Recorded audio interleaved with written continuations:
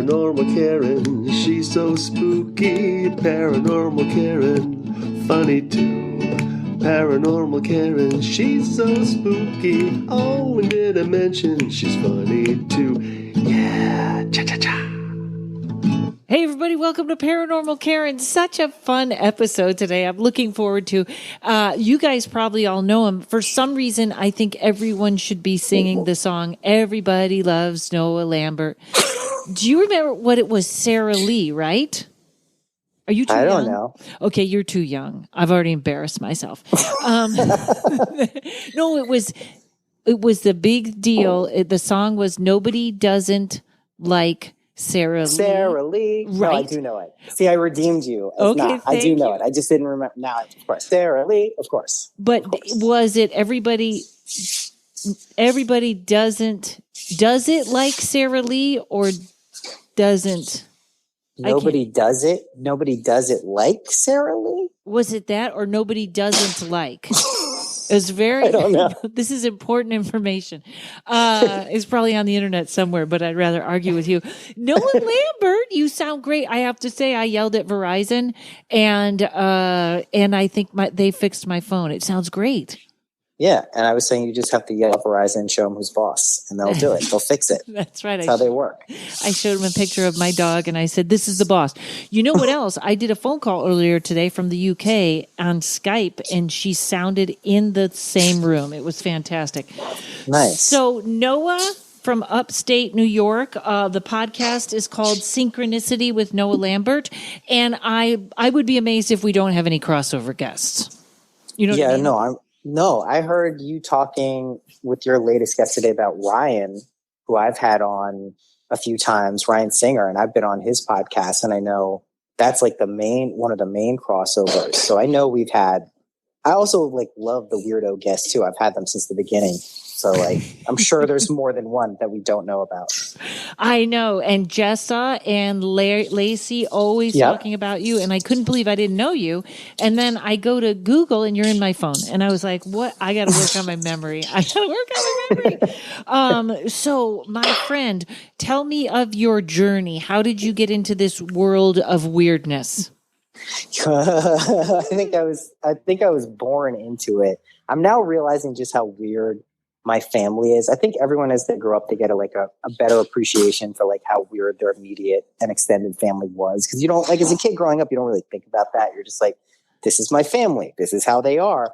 But then you get some perspective. But I feel like everything got very, very as a young kid, I was pretty aware that the world didn't seem as tangible or as straightforward as maybe it was being presented. When I went to school, even as a young kid, I just remember feeling like it was a different place. But I would say that really crystallized for me when I was 15 or so and did LSD for the first time. And wait, 15? You did ecstasy?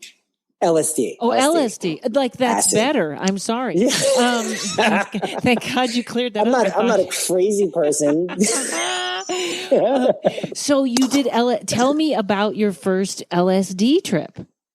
That was a doozy. I was in Boston. So I went to this 5-week program. I'm now looking back and looking at every summer camp or any summer vacation thing that my mom sent me to was basically just to get me out of the house for 5 weeks. So I had this summer, I'm of course it makes sense. I have kids now. I totally get this shit.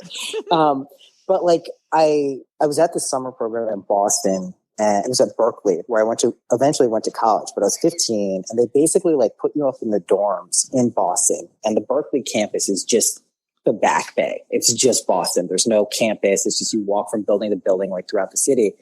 And they put kids here, aged from 15 to 17, coming sophomores, juniors, and seniors in high school through basically a college curriculum. You had you lived at the dorms.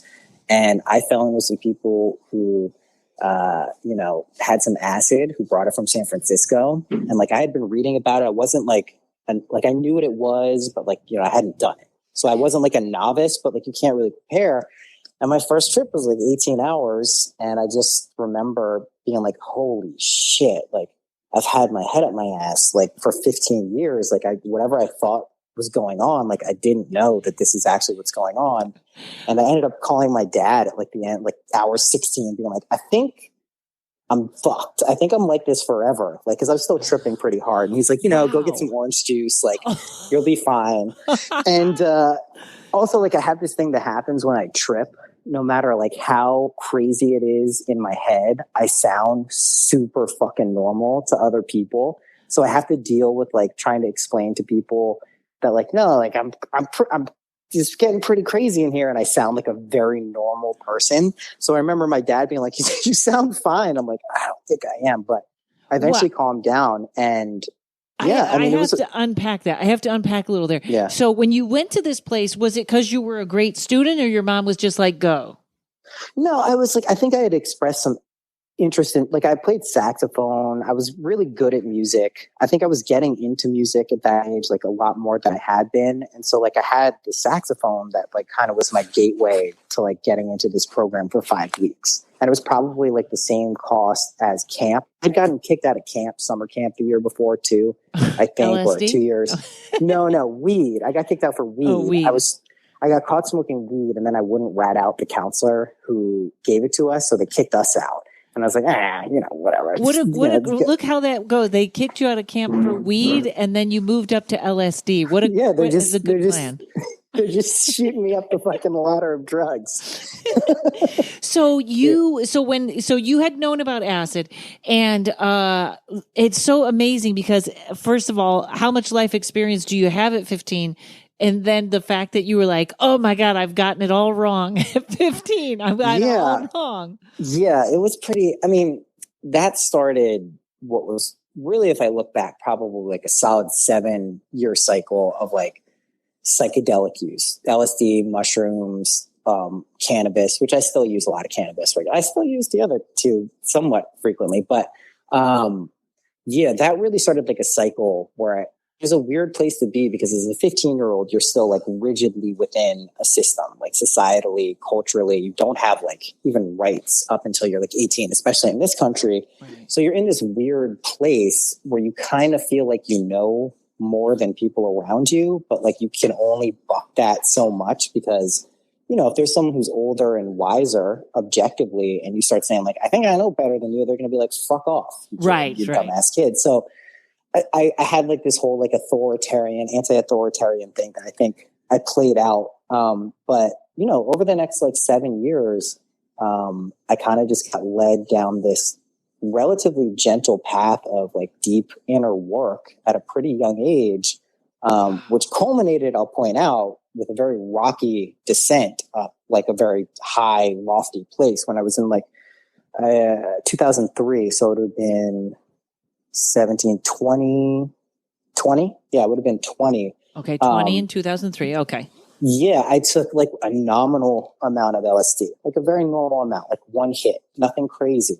And I didn't stop tripping for 3 months. And everything. Yeah, this is the reason my podcast is also called Synchronicity, is because clearly whatever like propelled me up there with the LSD was out of my system. Like I knew enough that like the half-life of LSD, it's like pretty much completely out of your system where you'd have any noticeable effects physiologically in like a day and a half tops. It's gone. Like you can't even get drug tested for it. It's like just gone. So I knew after like day 3 or 4, I'm like, okay, something's up, and I'm still full experiencing like every symptom of tripping, visuals if I want them, but really what it felt like more than anything else was one giant synchronicity. And that was like what classically I think people refer to if you're getting, because I did get diagnosed at one point as bipolar during that period of time. They would call it a manic state.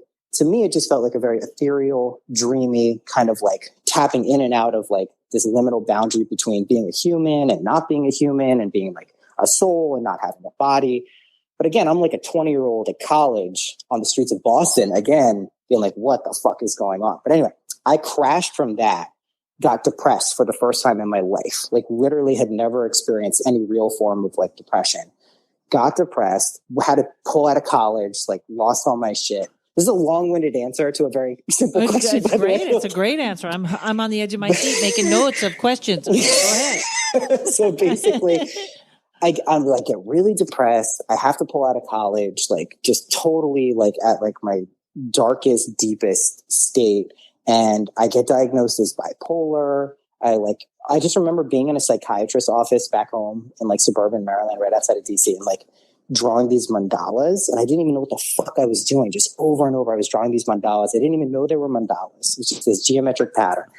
And I get diagnosed. I'm like very against any type of medicine. I didn't want to be put on drugs. I didn't want to be tranked. But I eventually agreed to take lithium because it's an element. It's like a natural element. I'm like, all right. I'm like, what are the side effects? They're like, if you don't have bipolar, if you don't have this, it doesn't actually do anything to you. Like it doesn't, you're not going to like have some weird effect. It just does nothing. It's a salt. You'll get thirsty. So I take it for about 5 years. I just kind of accept this diagnosis. I kind of tamp down the magic, the paranormal, the psychic, all of that stuff, just to like reconstitute myself, which I view as a very necessary part for what I went through. Mm-hmm. But after like year 5, I moved to the city in New York, and I'm like, I don't think I'm bipolar. I think that was some weird, like mystical, like some shit happened. Like I really don't think I am. So like I go to my family and I'm like, hey, I'd like to get off the lithium. I don't think I need it. I'll go to a psychiatrist. I'll do this the right way. Like I'm not just going to flush my pills down the toilet. Although I'm not against that if people know that that's the right move. But I was like, I don't think I need this. Got off it in like a month. And that was like in 2008. And, you know, what I realized was that what was emerging, propelled by that psychedelic state, was just like a very deep knowingness of how this reality works, what our function is. Like all I was talking about, by the way, when I kind of launched myself off into that state was unconditional love, unconditional forgiveness, acceptance, unity. I was super into numbers. I was talking to dead people, like all this stuff that like now is pretty normalized. And actually people like come to me for and pay me money for this shit. Right. But like it happened so fast and so far ahead. I've heard Jeff talk about this. I think this is why we bonded so much. Like back 20 years ago, like talking about this shit was like, you wouldn't meet people out in the world, you know, just who you could have these types of conversations. Like, at least in my world, as like a young kid. And she said the same thing. Now, having lived in it for 20 years and with it, you know, when it's kind of becoming more in vogue or more like in resonant frequency with the rest of culture, it's like a superpower. So I just like had to sit with kind of the knowledge that this shit was going on and recognize, which I think is a big thing for a lot of people, like, you're not crazy. Like, that's a really big part of all of this. So I think that's like, I would say, like, I've always felt like this is how the world works. It's always kind of paranormal and magical and mystical. But if you fight it, you know, it can get funky on you. I think that's the only way I describe you know what? I agree. And I think that was what surprised me, you know, cause it was probably easier to enter the way I did through the paranormal because the TV shows came on. So people understood that. Yeah. But I think that was the most amazing when I started this podcast, I think 2 years ago, is about how many emails you get that people go, I thought I was crazy until I heard you say. And that's the truth. Okay. So I have a couple of weird questions for you. Okay. When you did that trip that went on for like 30 days, okay. No, it was 3 months. 3 months. It was like 90 days. Okay. Yeah. The 3 months. Holy cow. So did you feel like you were stuck between dimensions? Was there any feeling like that? And yeah, it's really funny you mentioned that. Yeah. Ask the other question. The other question was, I'm very fascinated with time, being that I have no concept of it. I met everyone because it's not real. Because it's not real. You. Yeah. Thank you. Dates. You were, I don't know dates. I don't know when I met you. I don't know how long ago any of that was. I never know that. So at that time when you were sort of linked between dimensions, did you know time? Was like a clock important, or it was the closest I could describe it is like you knew that you were in time because you were sequentially like had to put one foot in front of the other, but your conception of it was that it was like kind of like how we would look at water if we weren't in it. You'd just be like, oh, that's that weird stuff you move through. And that's how you move through when you put your hand in water. Like, that's what it kind of felt like to me.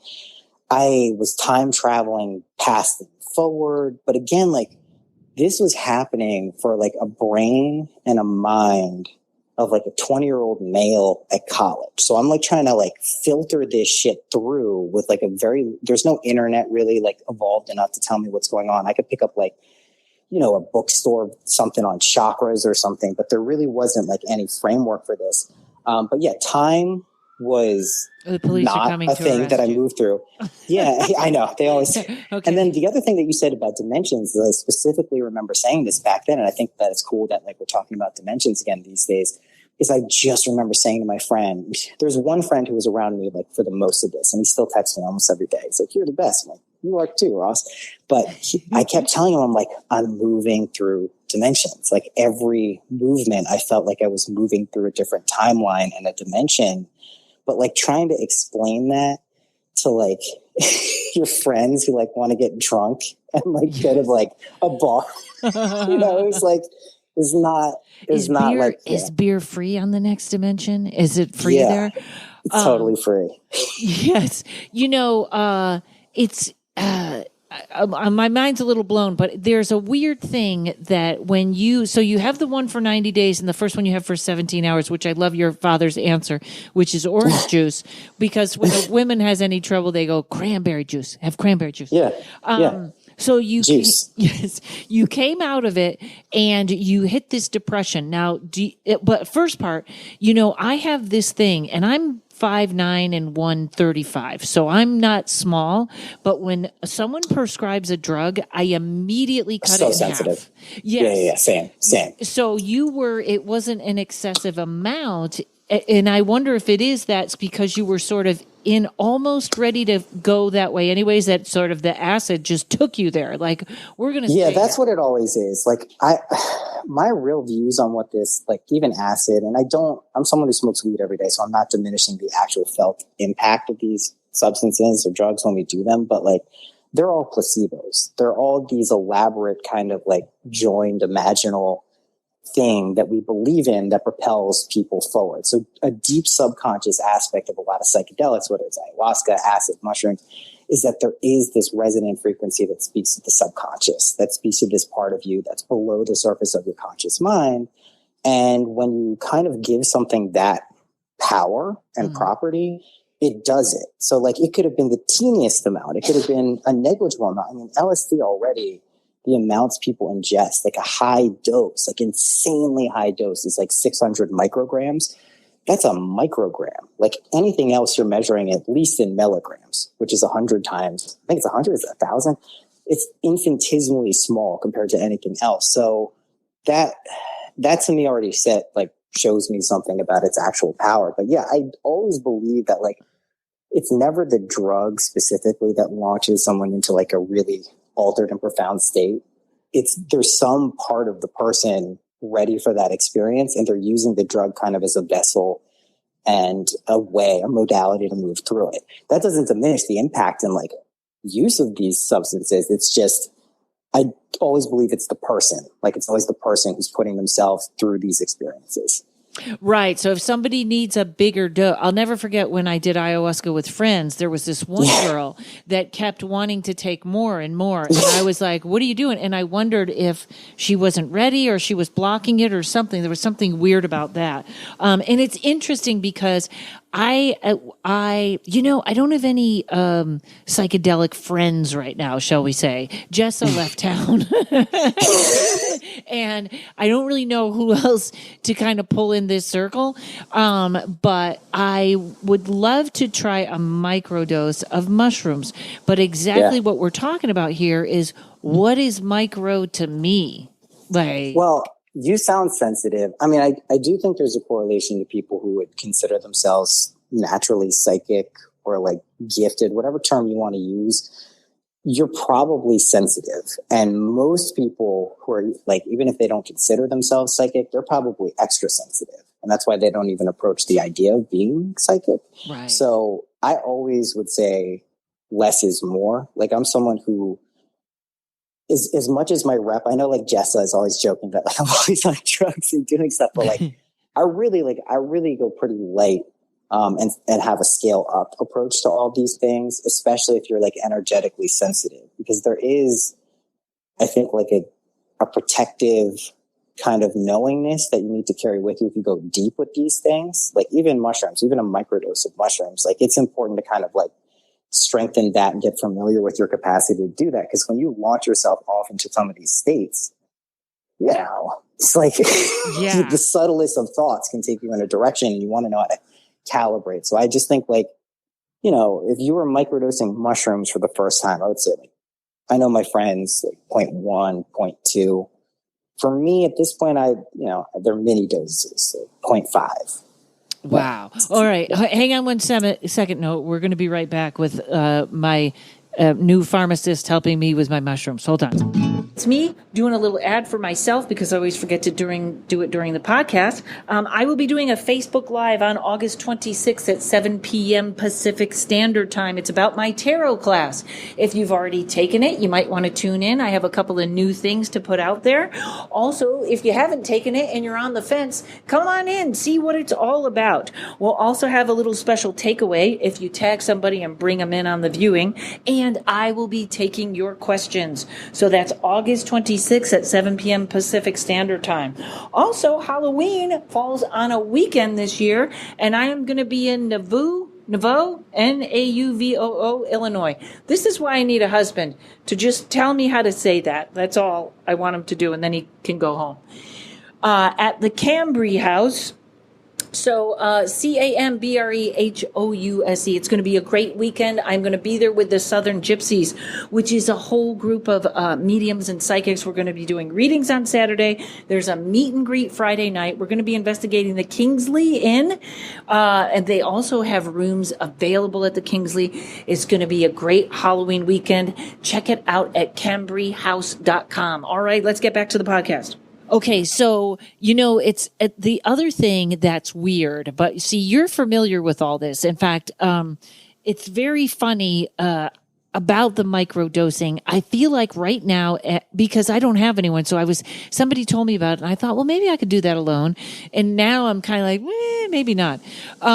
Because I feel like, and maybe these do affect or don't, the veil is so thin right now that there's no microdosing. Is like, it could be no.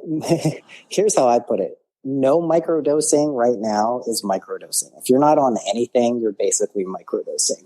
So if you take, because reality is subjectively and objectively just weird as fuck for pretty much everyone. There's no one who's like, this is I think the closest people are like that are like, I guess me and Jessa, who like have been like kind of expecting this on some level. And there are other people who like we surround ourselves with who like really seem like they've been preparing, if not consciously, subconsciously. But, you know, if you take any drugs right now, you want to be pretty stable. This, even my experience, like Psychonaut friends, like they're taking this stuff pretty intentionally, you know, certainly not just like recreationally. Like it's okay to want to have a fun time. That's certainly an intention. Mm-hmm. But like, shit is gnarly. There's a lot of objective suffering in the world. And, you know, when you loosen yourself up, you'll feel that. And if you don't know what to do with it, it can get scary, a little uncomfortable. Yeah. Scary. Yeah. And also it's almost like the world is vibrating at a different rate right now, or there's something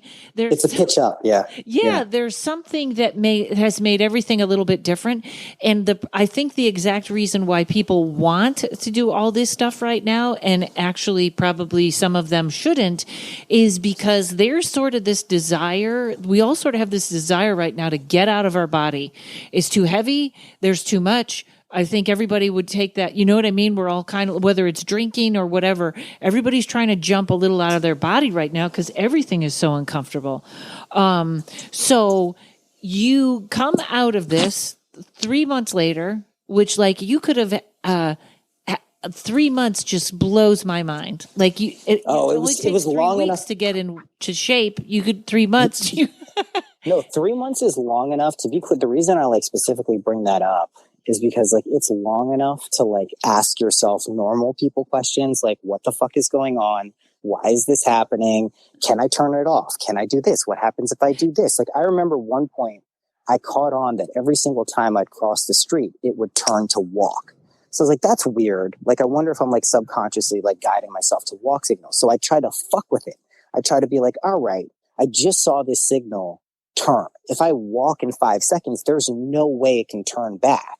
And I'd do these experiments, like, it's like a lunatic thing to do, but fucking every time I would do it, it would turn to walk. Wow. So I'd be like, all right, there's some weird relationship between what I'm experiencing up in my head and what's out there in the world. Like, everything was a synchronicity. It's like I think of a person, they'd pop up. I hadn't seen them in 5 years. I'd have a dream about them. They'd show up right there in the next day, some random place. So it was long enough for me to be like, this is something that's happening. It wasn't like a trip confined to like a very short period of time where it's like, oh, that's because I took this substance. It was like extending the experience out long enough for me to kind of get familiar with it. Yeah. You know, that there's two things. First of all, and I hear other people say this, for some reason, that is something that can happen with street lamps now very easily, and I don't know why. But you know what else? I think I've told this story like 5 times. So pardon everyone that's already heard it. But I think also when you're in that state or between we can hear your lighter. It's so funny. Sorry. No, that's Shit. all right. So when you're in that state kind of, let's call it interdimensional. You're in the interdimensional state.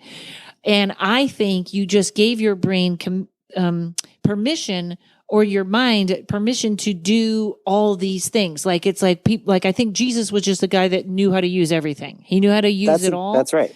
And when I was a little kid, I was in a basketball shooting contest, a free throw shooting contest, and I'm in maybe 5th or 6th grade. And I make it to the state finals. My whole family's there. And you go in a line, you shoot 10, another girl gets up and shoots 10. We go do the circle around, 10 girls shooting 10, you get to 30. So the first time I'm there, I'm the first one to go up. I get 9 out of 10.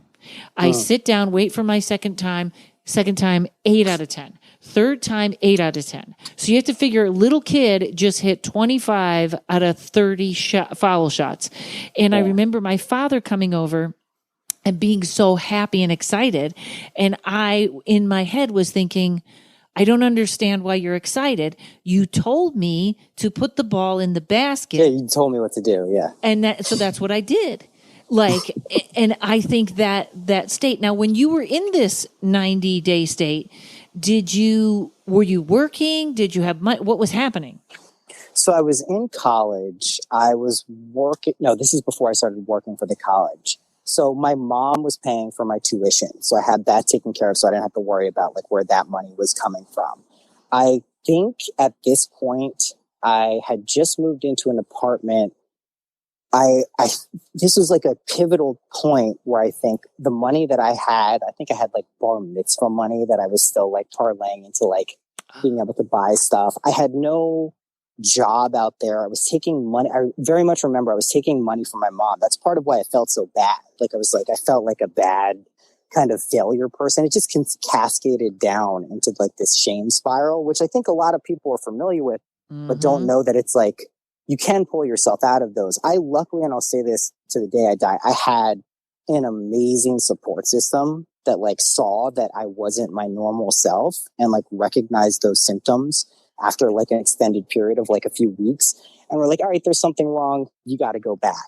And I at least accepted the help from them rather than kind of like pretending that everything was all right. Because it was such a dramatic shift. So, I didn't have money I had like, I'm probably getting like $300 a month for like, expenses, having to go to my mom every time I want it.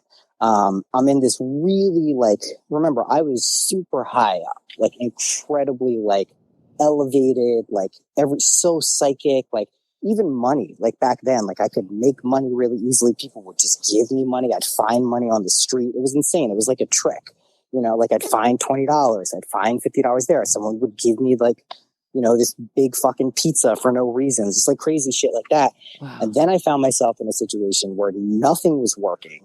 I was inside this tiny apartment. I came back from the summer, moved into this place.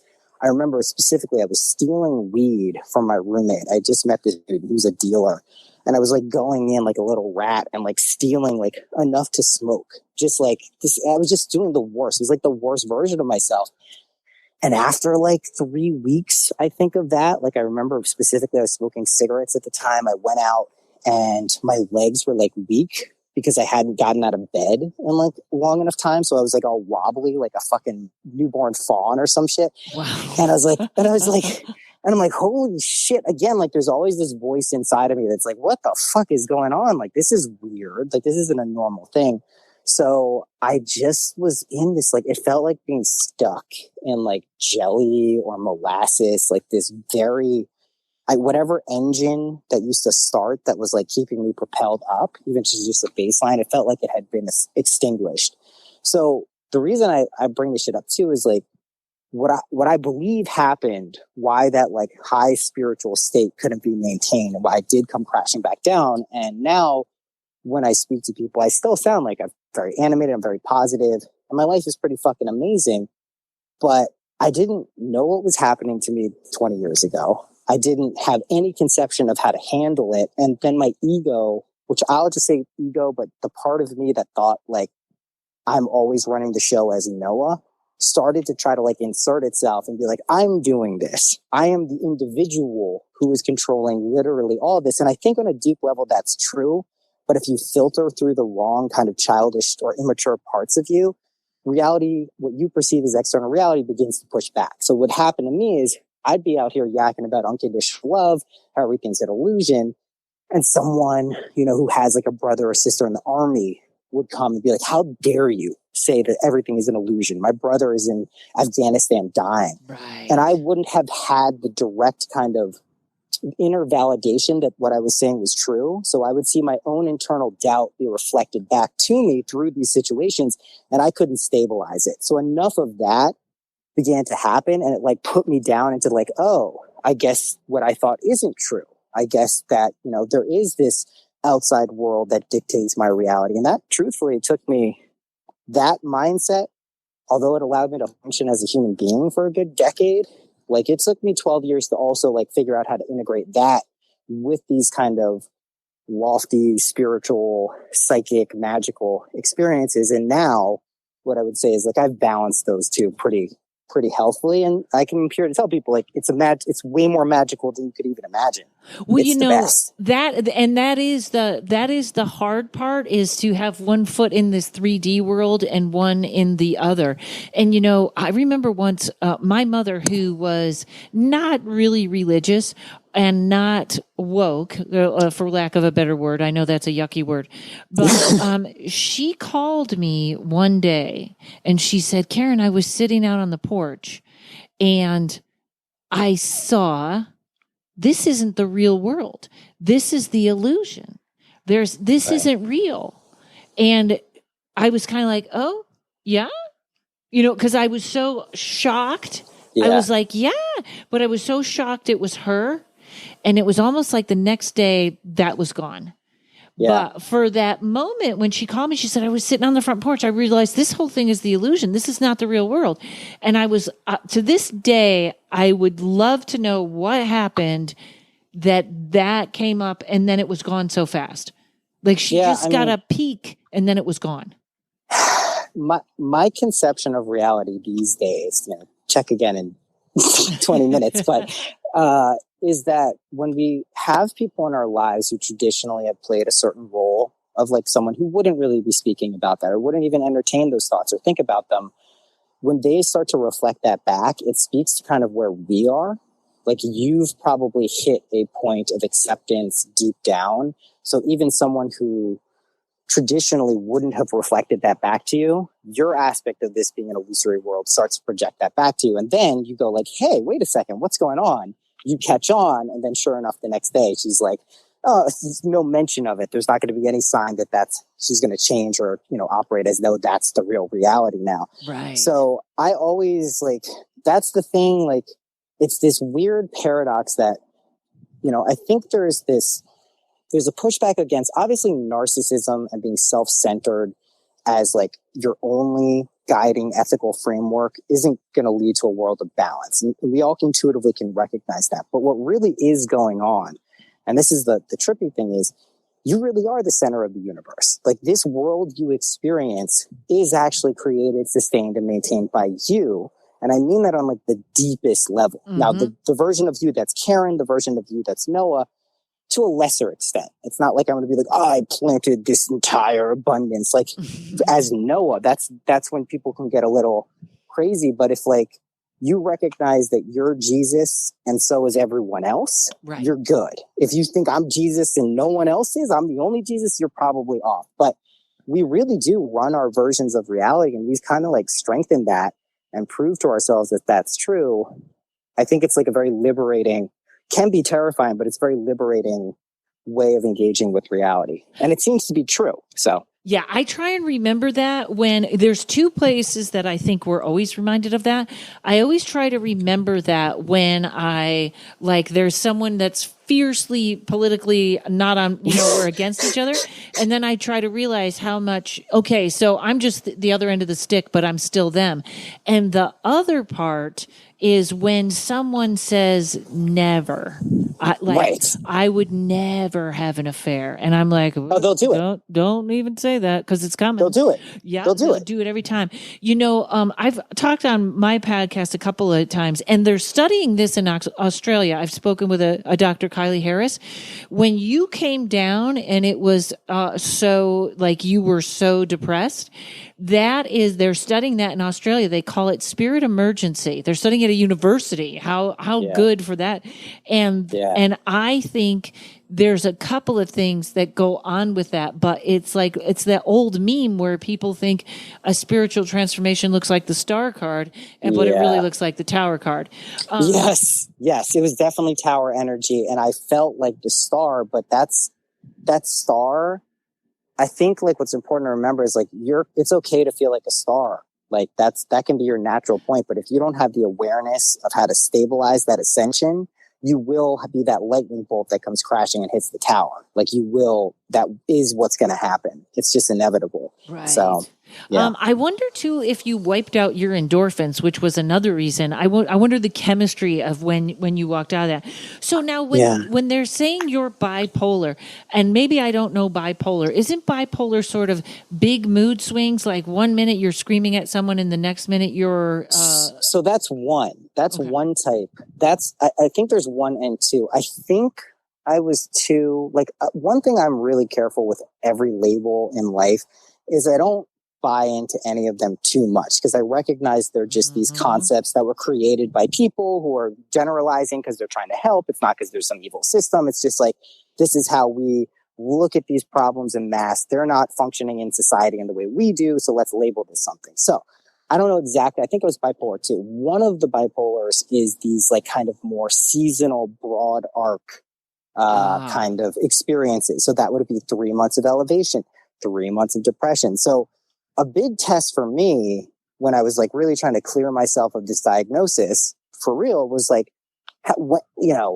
is there going to be another crash? When is that going to happen? And at a certain point, I just accepted like, no, of course not. Like, this is actually just how I feel, and I feel great. And so like after the first year, second year of no medication, all this stuff, I was like, oh, I probably didn't need this at all, but I needed like some Space Jam juice to pretend to make me feel like I was whole again. And then when I realized it was just water the whole time, I could throw it away.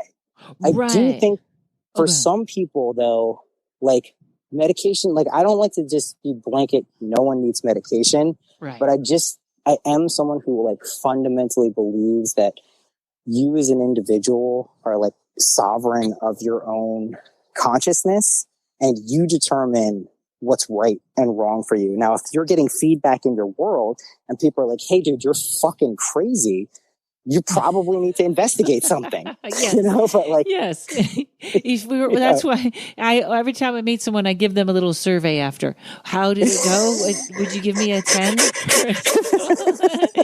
I love that. Less likely, more like, I am not like, I know I'm not against medication too. And especially when people call me and they're very depressed and they're going to do depressants. I always say, just make sure there's an expiration date, because two things also, the labels kill me because people will come right up and they'll go, I have ADHD. And what that also does and it sometimes, and not everybody, again, it gives them the license to not try and fix it or to now. No, I can't do that because I have this. I can't do that because I have this, and it makes it worse, and it almost gives them limited thinking. Did I make any sense? It makes super amounts of sense, and I basically think of it like I barely accept the label of Noah. Like I'm barely on the edge of accepting like I exist as a Noah. So like anything else on top of that, like he's someone who does this, he does that. It's hard for me to like full sale.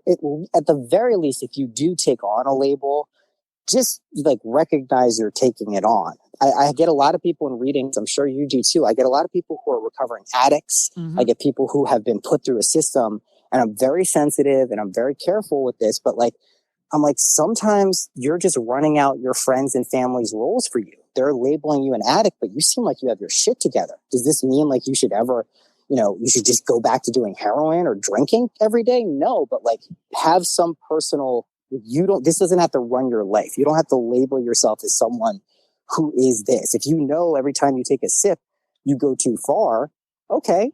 One way is certainly not taking a sip. There's nothing wrong with that. There's no shame in the game, but there's probably some thing there to investigate.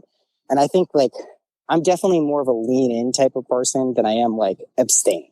Right. That's just my tendency. So even if like just don't let a label bind you to a set of behaviors or way you're supposed to be. And I think people are seeing this like all throughout like life now too. Just like with people, the he, she, the gender stuff, like all of this, even racial stuff. Like that, I think that's why spiritual people, this a lot of this racial stuff, and my friends of color and friends who are white, like the people who are kind of at the same place recognize this more of like a silly, stupid thing than like it's like well, of course it doesn't matter what the color of your skin is, and does that mean that like I'm just going to forget about it and pretend it's not a problem? No, but it means like of course it doesn't matter. Like you're barely what you think of as yourself, what you've constituted as a body. Like that is not who you are. So don't feel like you have to act from that space all the time. Is what I say. Exactly. And you know what, folks, we'll be right back. I have to tell you the funniest, strangest story about labels. Hang on. Psychic medium and buddy of mine, Terry Huberman, is with me today. Terry, you've given me so many great readings and healings, and now you've got everything together in one package. Tell me about that. I sure do. So this package has energy healings, readings, and coaching. Coaching, that's the best. And people, they buy the package. You give them coaching once a week? Yeah, so we meet online once a week, and in between, there's support as well. And who would this be for? This is really for folks who are in indecision, needing to get into their intuition because they're blocked or stuck. They need to move forward. And so we explore what the root causes of the problems are. And helps them get out of their own way. Yeah, absolutely. Terrific. And what can they expect from this? Sure. So moving from anxiousness to confidence, accessing their freedom, joy, and security, and really being in alignment with themselves so they have that clear direction, so they know, this is what I need to do next to reach my goals. So now there's something that's free so people can talk to you and see if this is for them. Yeah, absolutely. On my website, terryhuberman.com, there is a page where you can click, and it's the intuitive coaching package. And there is a button there that says schedule a free call. So you go ahead, schedule it. We'll get on a call and you can learn more about this program, and we'll see if this is a good fit for you or not. See if there's chemistry. Yeah. Beautiful. It's an odd date. TerryHuberman.com, TerryHuberman. I highly recommend it, folks. Okay, so it's funny that you said I'm not another synchronicity with Noah Lampert. You said like you're sort of like saying I'm barely Noah, which is this was literally my morning the other day.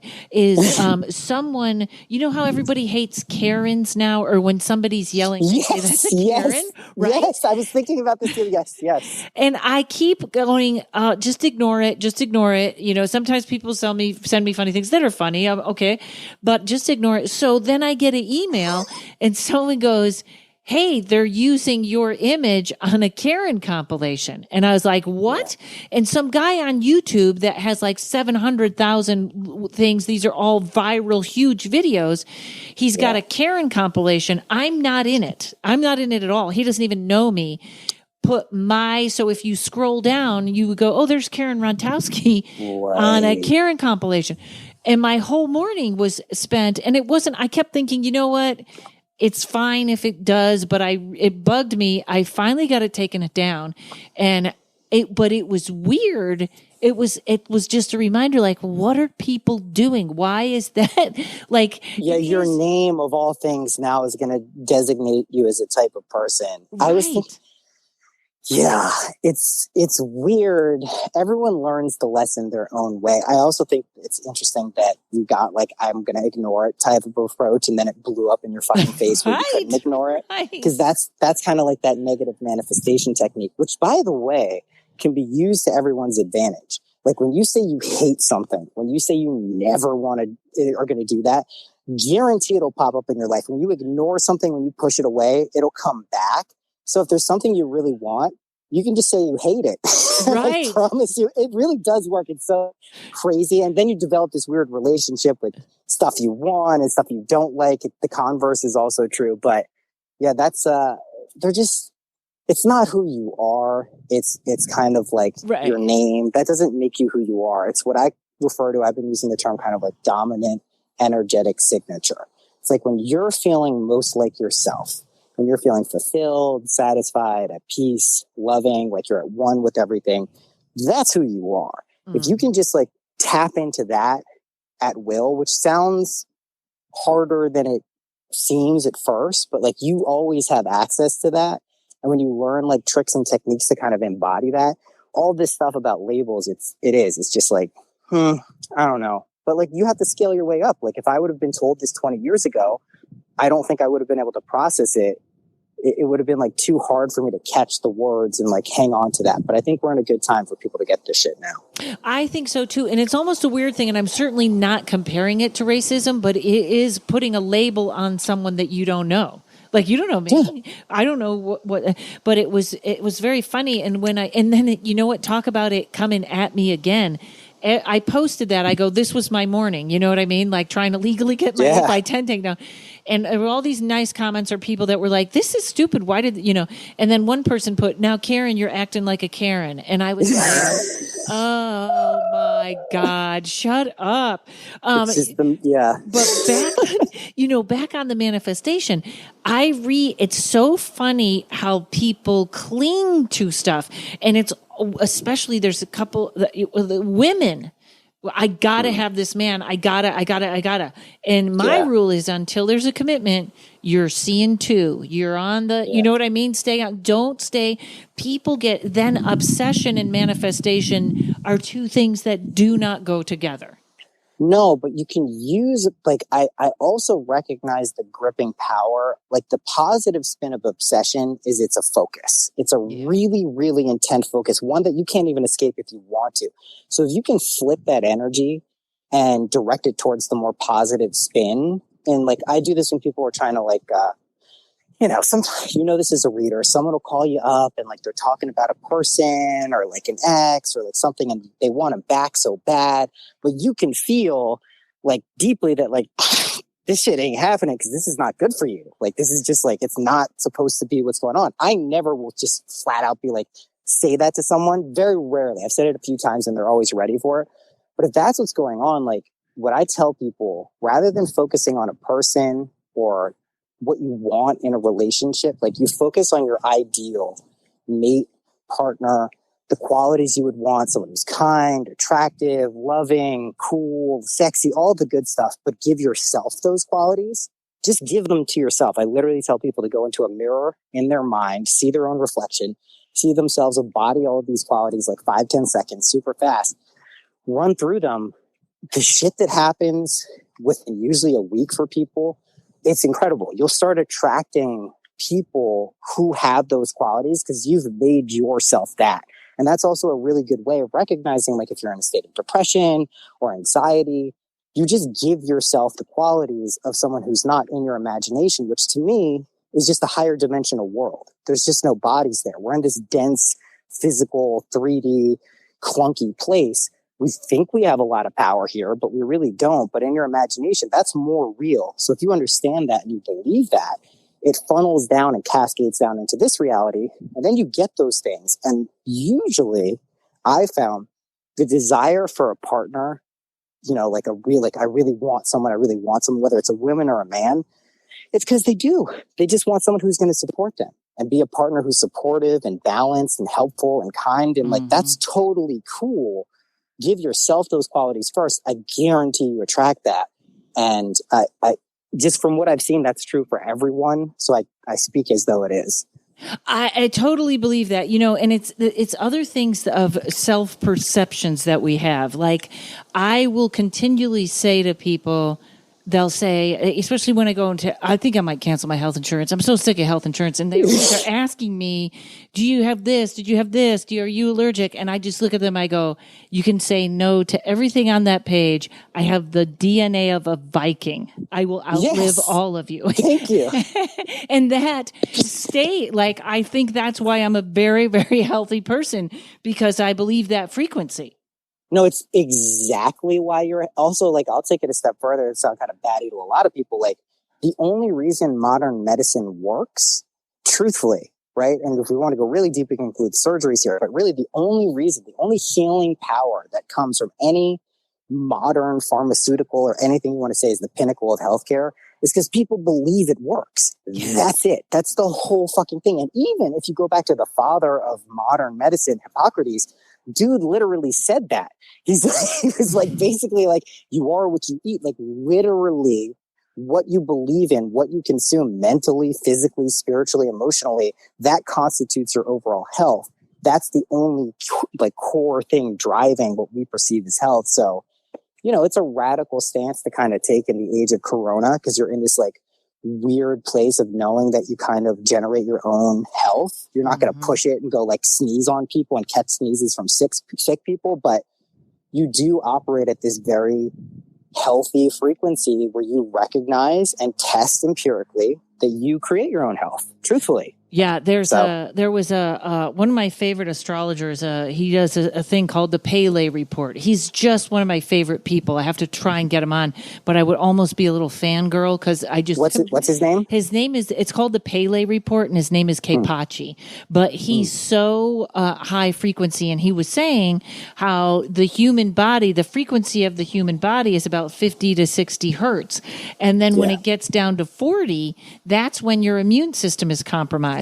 So if you can stay upbeat and in that high, it's almost like I know some people that have had real health issues, but once they turn that corner and they're like, hey, whether it was something they started eating or doing, but it's like, hey, now we're around the corner. You can almost watch them get healthier and healthier and healthier because they're out of that state of unhealthy. I was just talking about this with my partner, where like I was just, saying that I do believe, before I say stuff like this, I really think it out. It's like, I do believe every single disease, immunological, thing that someone can get is a product of someone resisting something their body, their mind, their spirit, whatever you want to call it, is trying to show them. It's like a fundamental tension and block that they're not addressing. And I even said, I was like, what about kids? Like, what about babies who get cancer? And I literally spent the time and energy to investigate that. And I believe it's the same thing. That's not to say it's bad when someone gets sick. It's not to say you've done something wrong if you get a disease, or even if you get corona or someone around you dies from this. It's just, there's a function for that usually in my experience comes from some types of resistance, some aspect you're being asked to look at. And you're just saying, nah, not going to go there. Some part of yourself. And I say this for even like the best person I knew in life, like just someone who I met, not my family, just a friend I met in college. He died at 29 of a very rare blood disorder. I believe like his message to a lot of his friends through his death was like, he was such a passionate and loving person, but he made choices that kind of stifled that. Like, he started working for a company that just like didn't allow him to be who he was. And I think it killed him in damn near a year. Like, when he stamped out these elements of who let him thrive and be who he was, like, that's a really like benevolent martyr like role to take for your friends. But like, I saw that in action, and I've seen what it does for people's lives when they really start accepting, like, living the life of their dreams, really who they are at the deepest core. It makes them healthy. It does. And, it's, and also even to throw in their past life stuff, you might pull something into this life that makes you sick, that it's just that you held it on in the last life. I had a friend and she had a tumor on her chest. She was a tiny woman, not even 5 feet tall, and she would not let go of control.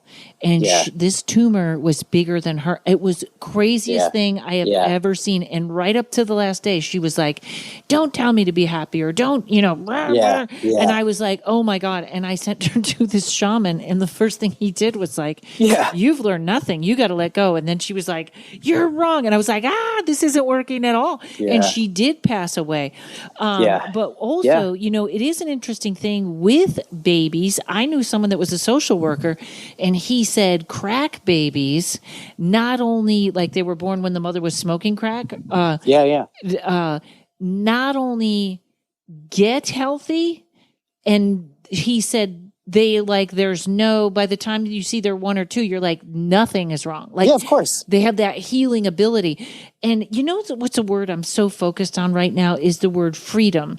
And where I was saying people are trying to get out of their bodies, maybe it's not that, but we're all looking for a freedom, and something is screaming in our ears. When I pulled back from Facebook, which I'm trying to promote, but not be in it, but it was like all of a sudden all these voices got silenced and all I could hear was me. And I was like, that's freedom.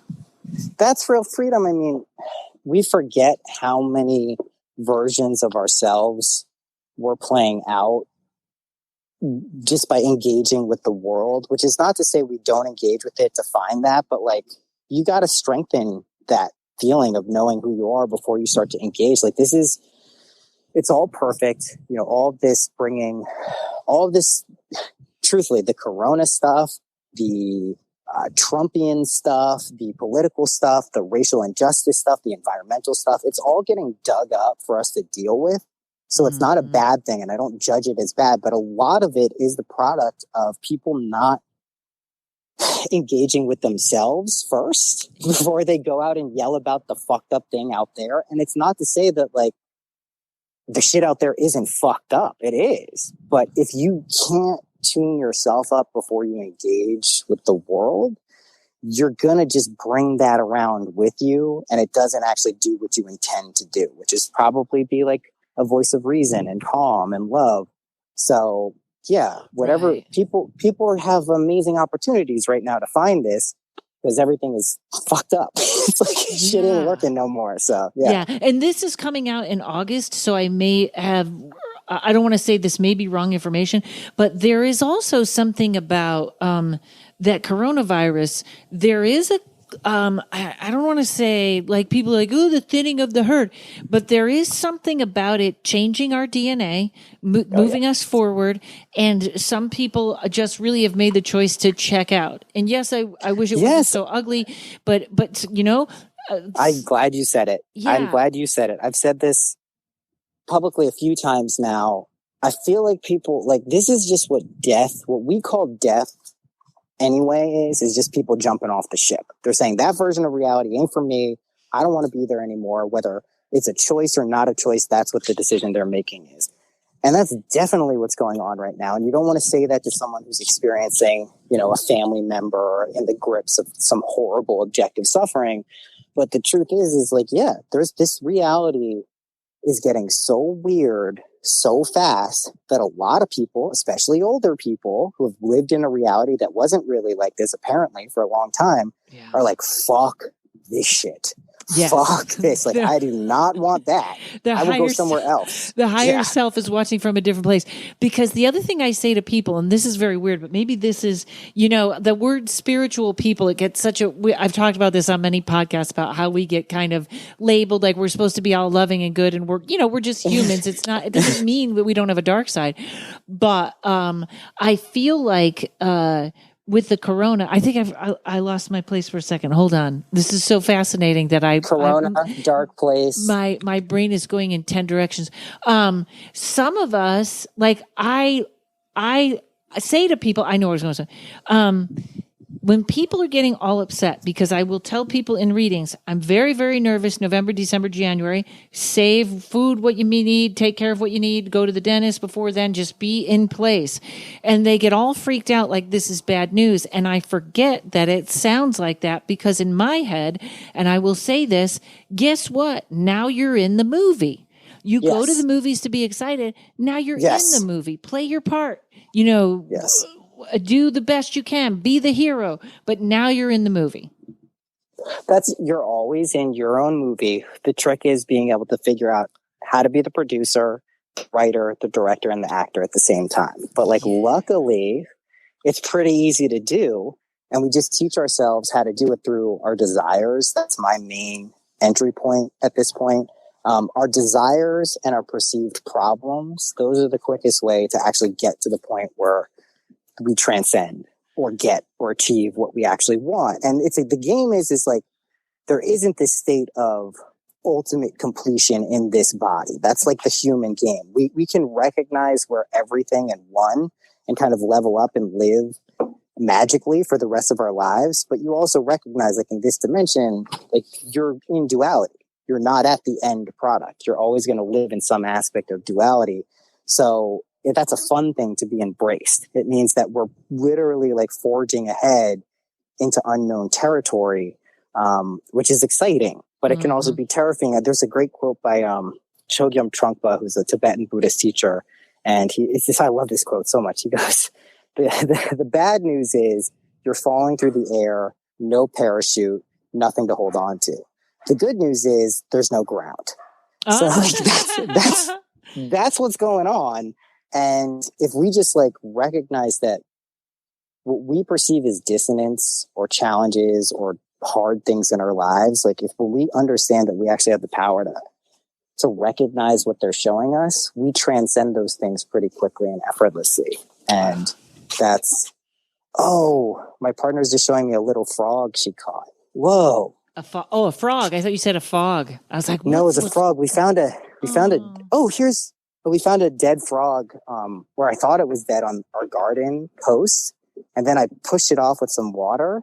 And then I was like, I don't know if he was dead. And then he was gone and she just found a baby now. So there's some frog energy here. I don't know what's going on. That happened to me once. I found a dead squirrel in the road and I sat over it like inches away from it. I had my hands on it and I was trying to give it Reiki and I was so upset. And I called my friend and I go, should I go over and run over it just so that it's finished, right? So that it's done.